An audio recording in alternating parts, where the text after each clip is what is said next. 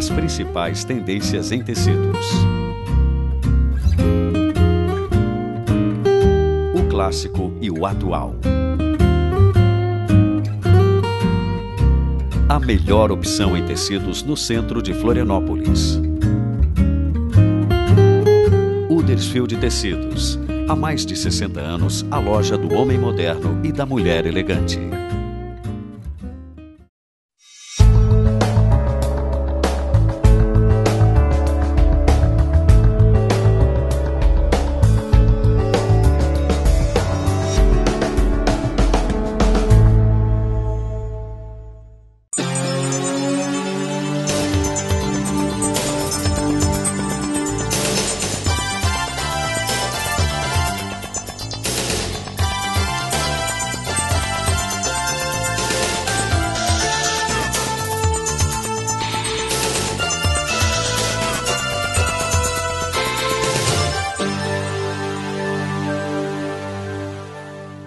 Bem-vindos a mais um programa Saber Investir, e nos nossos especiais de verão a gente vai gravar o programa aqui no Costão Golf.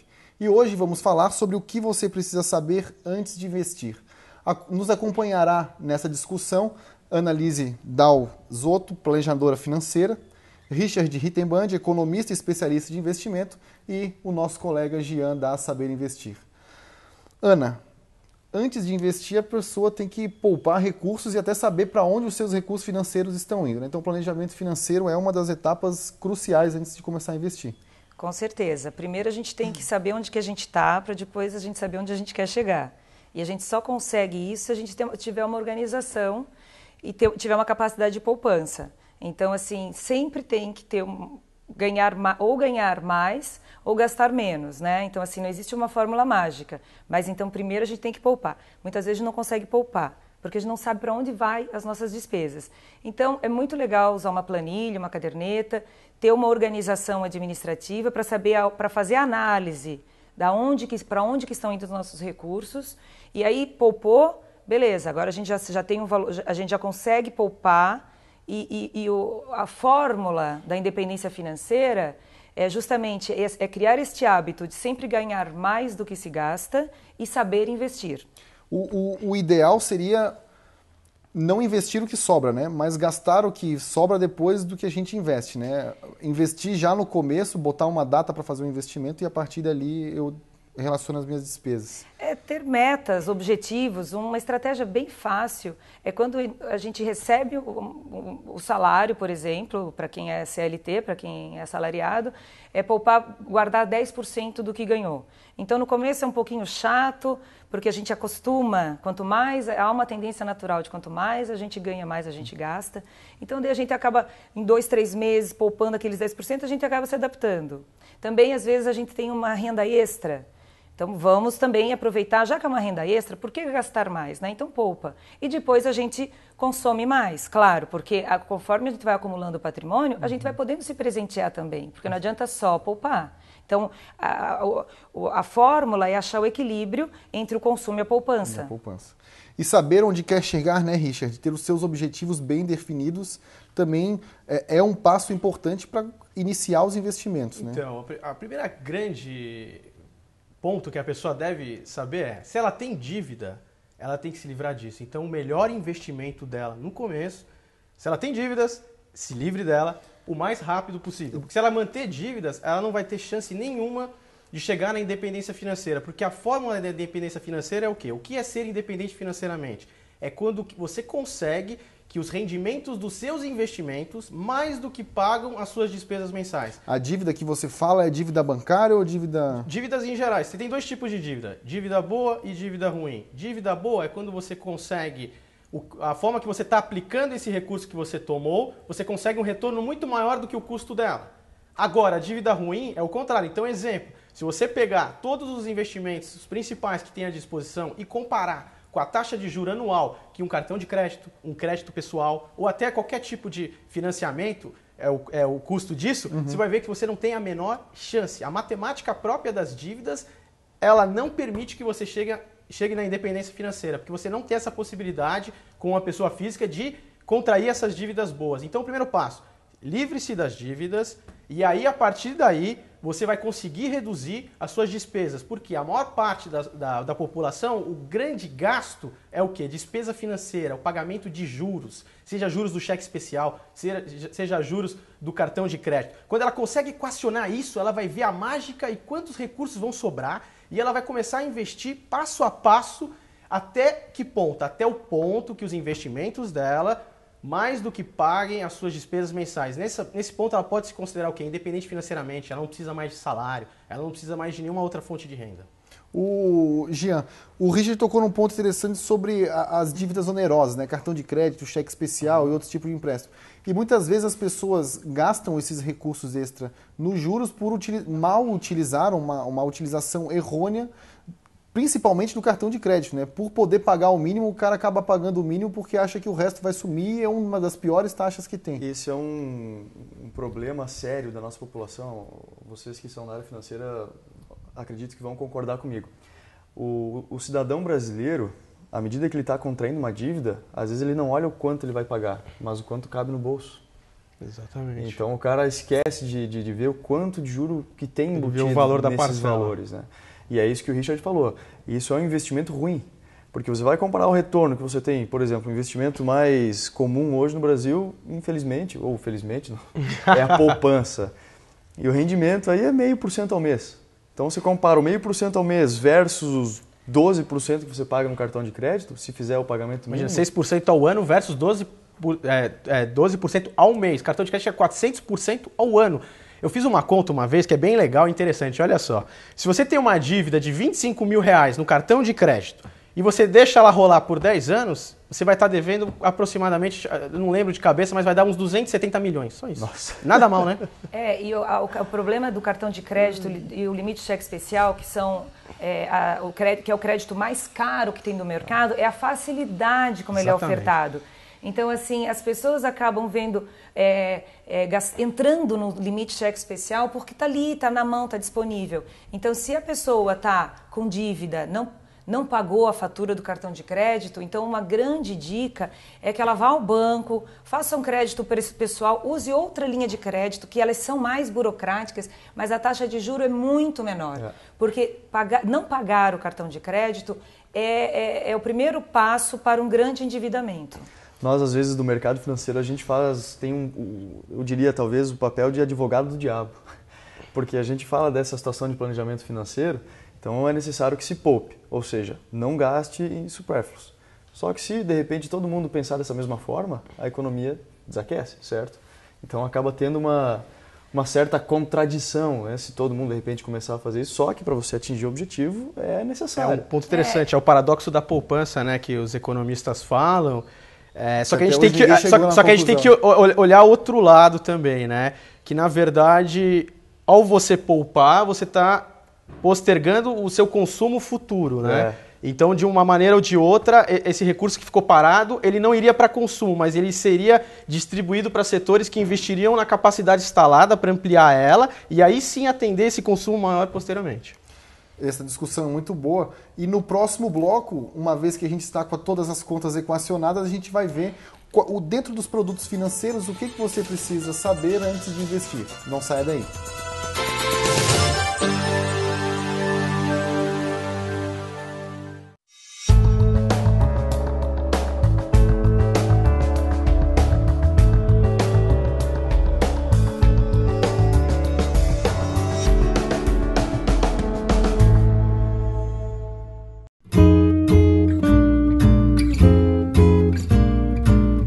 As principais tendências em tecidos. O clássico e o atual. A melhor opção em tecidos no centro de Florianópolis. Huddersfield Tecidos. Há mais de 60 anos, a loja do homem moderno e da mulher elegante.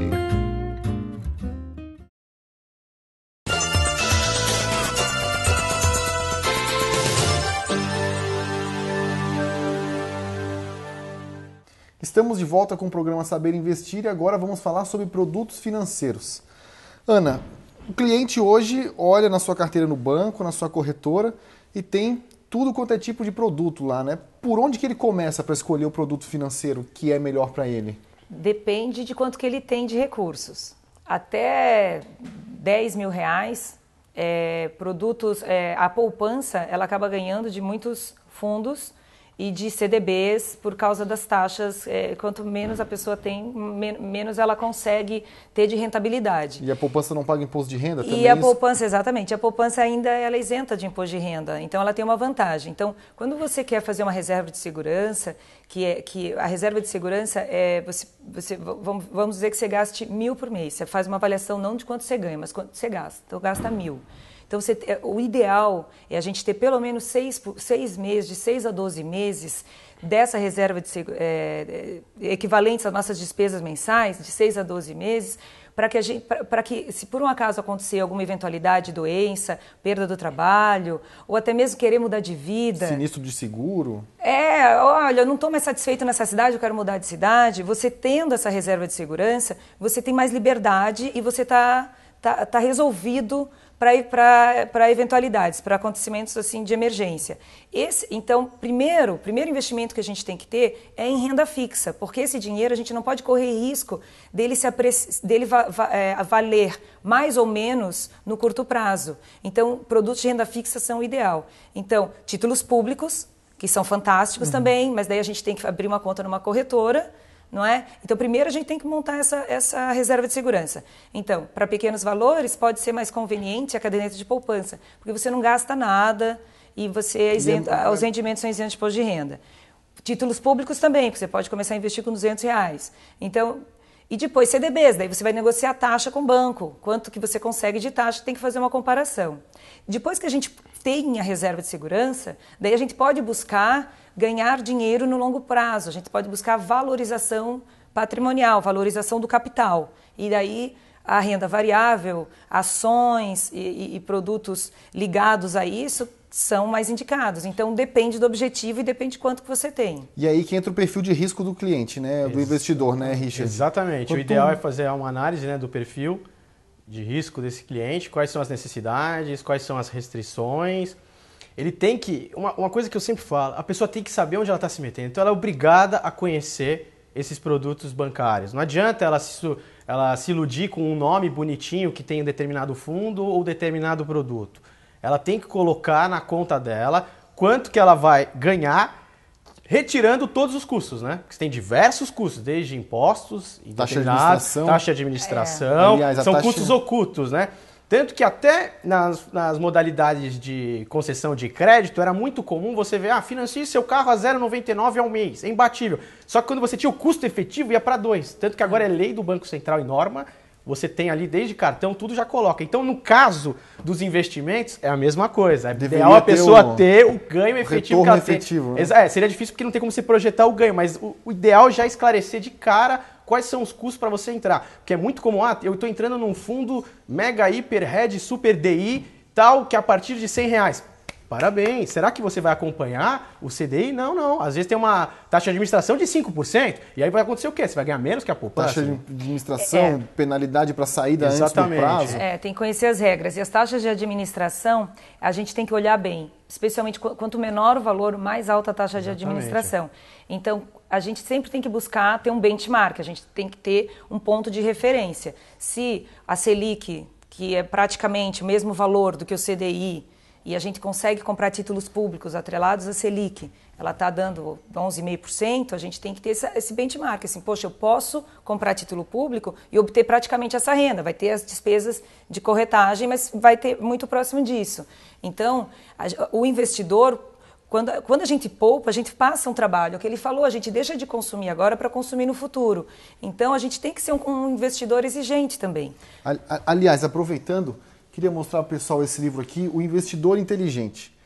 E o próprio Benjamin Graham, que é quem escreveu esse livro aqui, falou que o seu sucesso nos investimentos não depende da quantidade de recursos que você tem, mas sim da quantidade de tempo ou de esforço que você aplica para identificar quais que são os produtos que são bons e que estão dentro do seu perfil, né, Gil? Eu diria assim, Daniel, voltando ao assunto do que as pessoas teriam que saber com relação às instituições financeiras antes de começar a investir, Eu, defendendo o meu papel como investidor e como cliente de instituição financeira, é que os gerentes te empurram meia dúzia de produto goela abaixo. Com certeza. E o cliente não sabe se ele precisa ou não desse produto. Né? Então, eu já trabalhei em instituição financeira e a gente tinha meta a cada semana. O cara sai enfiando um monte de coisa goela abaixo que você não precisa e isso aí acaba com o teu potencial de poupança. Exatamente. Porque você está comprando coisa que você não precisa e que não atende à tua necessidade. Então, quer dizer, você está comprando coisas para estreitar o relacionamento com o teu gerente de banco, para conseguir um descontínuo seguro, mas o que você está deixando de ter esse potencial, às vezes, de poupar de uma forma otimizada, você deixa de fazer contratando esse tipo de produto, né? Posso fazer só um último parêntese? Que é bom também o investidor diferenciar investimento em ganho de capital de fluxo de caixa. Ganho de capital é quando você investe em algo e você ganha se aquilo subir de valor. Se cai o valor, você perde. Ou seja, já comprou por 5 e vendeu por 10. Exatamente. Fluxo de caixa não, é um investimento que, independente do ciclo econômico ou de coisas que venham a acontecer, todo mês vai pingar um dinheiro na sua conta. Então, qual que é o ideal? Fique concentrado em investimentos de fluxo de caixa, esperando a próxima crise. Apareceu a próxima crise, o que vai acontecer? O preço de tudo vai cair. Aí é a hora de você pegar todos esses recursos e aí sim destinar para o investimento em ganho de capital. Essa é a hora. E no próximo bloco, conheça os mitos e verdades sobre Bolsa de Valores. Não saia daí.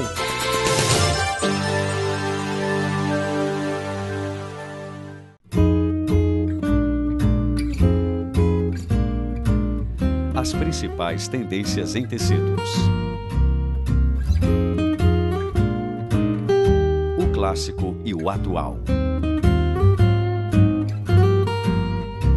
A melhor opção em tecidos no centro de Florianópolis.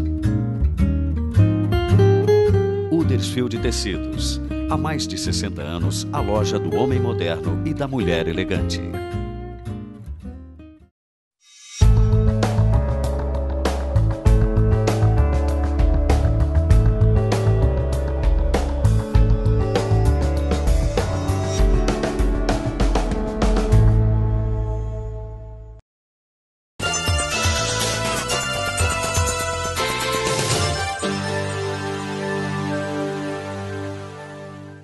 Estamos de volta com o programa Saber Investir e você provavelmente já escutou uma história muito boa ou muito ruim sobre a Bolsa de Valores.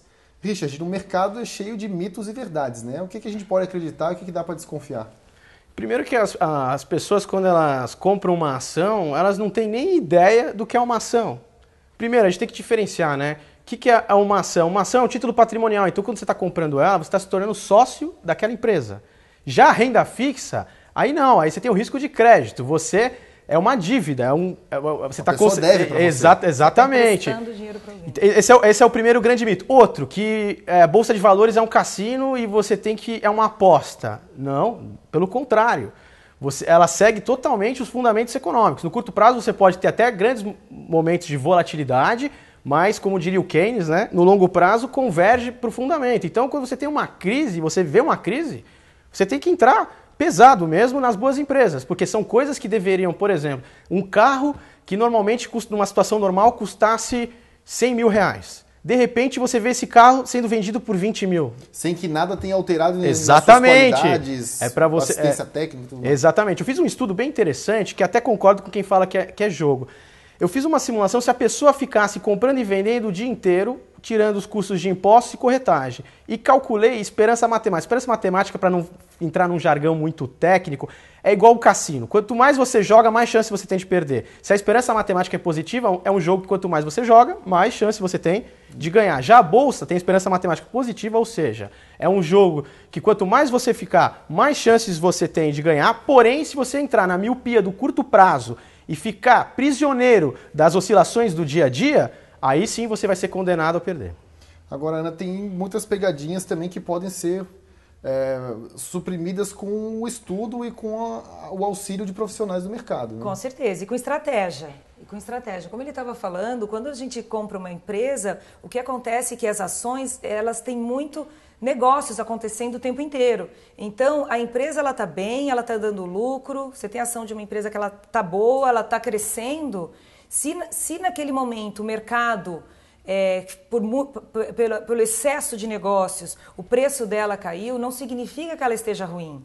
não é? Então, os imóveis, por exemplo, não conseguem ter essa variação de preço porque não tem toda essa liquidez. Então, quando a gente compra ação, a gente tem um pedacinho daquela empresa e se ela estiver bem, é uma questão de tempo. Uma estratégia legal é fazer aportes periódicos. Você comprar, vamos dizer que você tenha, mesmo agora no momento atual de grande instabilidade, se você tem o objetivo que é aposentar daqui 30 anos, você tem 20 anos, está entrando no mercado agora, você quer se aposentar aos 50, e você fizer aportes periódicos e a bolsa cair, melhor, você vai poder comprar mais ações das boas empresas. Então, os consultores podem nos orientar nisso, na ajuda da escolha de quais empresas que estão bem naquele momento. Ou seja, Jean, 30 segundos para a gente terminar. Não dá para tentar acertar o olho da mosca voando, né? Engana-se quem quer entrar na bolsa e diz, ficarei rico da noite para o dia. Não é, Richard? Então só para finalizar, um outro estudo que eu fiz, se você fizesse aportes pequenos de 500 ou R$1.000 nas principais empresas que são negociadas na bolsa durante os últimos 10 anos, você já teria acima de 1 milhão. Então, se você tem um filho que acabou de nascer, seleciona umas empresas boas, vai comprando periodicamente, mensalmente, que você vai ver que quando eles tiverem 18 anos, eles vão ser milionários. Legal. E por falar em investimento de longo prazo, vamos acompanhar o case do restaurante Ataliba, que há muito é uma empresa de sucesso no estado de Santa Catarina.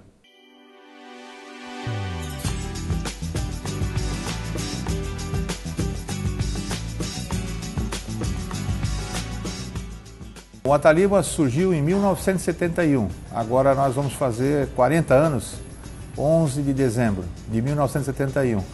Foi uma história bastante interessante, ela iniciou com o meu pai, José Ataliba Peters, e com o irmão dele, Darcy Peters, que acreditou na ideia. Foi uma ideia bastante interessante, na época inovadora, porque o meu pai, o senhor José Ataliba, ele trabalhou com fiscal de inspeção sanitária na área de carnes. E ele amava muito aquela situação de mexer com as carnes, trabalhar com as carnes. Em meados de 60, 65, ele introduziu o rodízio de carnes no nosso estado. Então ali iniciou o rodízio naquela região do Vale do Itajaí, foi o pioneiro da área. E em 1971, na BR-470, recém-inaugurada também naquela época, ele iniciou na cidade de Indaial a sua atividade. Na medida que a situação iria crescendo e o nicho do turismo, naquele período dos anos 80, foi uma evidência muito grande para Santa Catarina. O Ataliba começou a trabalhar com o Oktoberfest, com Fenarreco, fomos a Oktoberfest, criada em 83. Nós estávamos lá no pavilhão da Proeb, na época dita, hoje Vila Germânia, formando a infraestrutura para o evento da Oktoberfest, onde que eram feitos milhares de pratos naquele dia. E a própria recuperação da cidade de Blumenau. Com a medida do tempo, formamos a área industrial, o Ataliba formou a cozinha industrial, a Ataliba Refeições, e também expandiu rapidamente no estado de Santa Catarina, sempre voltado a Santa Catarina.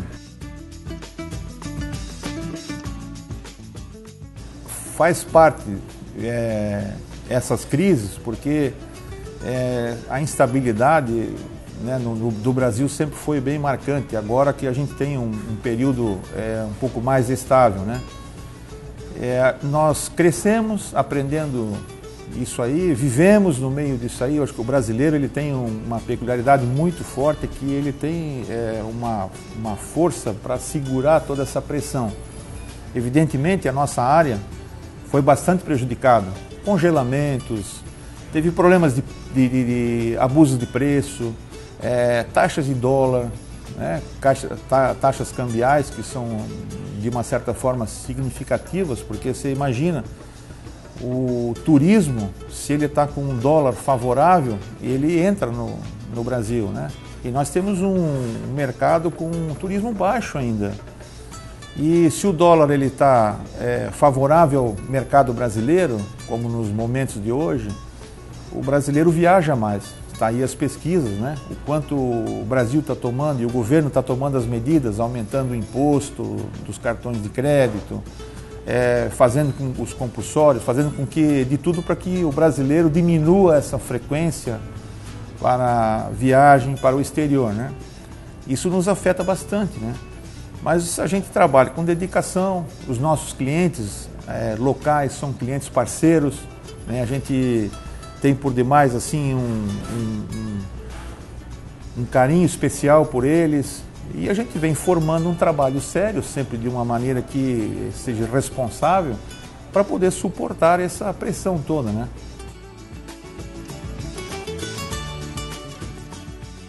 Saber investir, eu acredito que, acima de tudo, é fazer aquilo que você gosta em primeiro lugar, né? Para você ter usar dessa palavra, saber investir. Você tem que ter persistência, você tem que ter disciplina, você tem que ser uma pessoa entusiasta, acreditar naquilo que vai acontecer, né? Ser uma pessoa bem relacionada, os teus pontos têm que estar muito claros, né? Você tem que pôr para a sociedade o seu objetivo real do processo, do que você realmente quer e planeja e gostaria de receber dos seus clientes. Eu creio que isso é saber investir. Ter entrado no restaurante, poxa, eu fui naquele restaurante, fui bem servido e eu levei uns convidados, as pessoas gostaram tanto que eu fechei um grande negócio ali dentro, né? Foi um grande relacionamento, uma grande amizade. E assim por diante, em cada ponto de trabalho, saber investir é saber proporcionar para essas pessoas esse ponto de conforto. Eu acho que ele teria, de certa forma, um grande sucesso no negócio. E o programa Saber Investir dessa semana fica por aqui. Agradecemos a presença da Ana Lisa Blando Dalzotto, planejadora financeira, Richard Rittenband, economista especialista em investimento, e o Jean não precisa agradecer porque ele está sempre conosco. Agradecemos também ao Costão Golf, que nos cede o espaço para fazer as edições de verão. Obrigado e até semana que vem.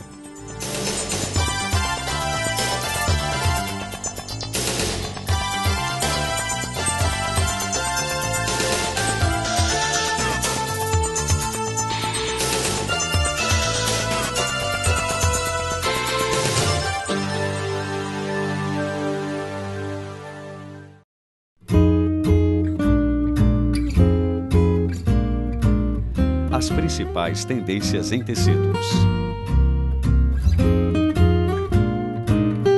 O clássico e o atual. A melhor opção em tecidos no centro de Florianópolis. Huddersfield Tecidos. Há mais de 60 anos, a loja do homem moderno e da mulher elegante.